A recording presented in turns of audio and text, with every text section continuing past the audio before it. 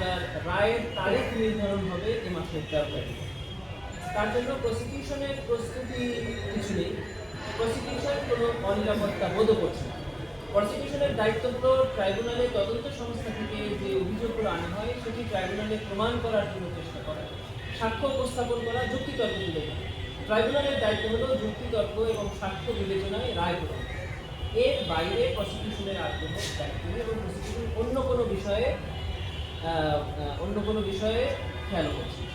13 তারিখে হচ্ছে কবে রায় হবে সেই তারিখ কিন্তু দুজন উপদেষ্টা একজন বক্তব্য বলেছেন, একজন স্ট্যাটাসে অলরেডি বলে ফেলছেন যে 13 তারিখে রায় হবে। এটা একটা কনফিউশন হচ্ছে আপনাদের ক্ষেত্রে একটু ক্লিয়ার করবেন কি?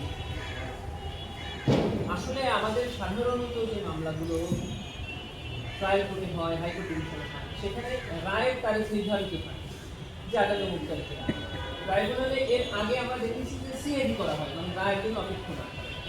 এবার ট্রাইব্যুনাল রায়ের তারিখ নির্ধারণের জন্য একটি তারিখ রেখেছেন, সেটি নির্ধারণ। যারা রেগুলার প্র্যাকটিস করেন না অথবা এই কোর্ট এবং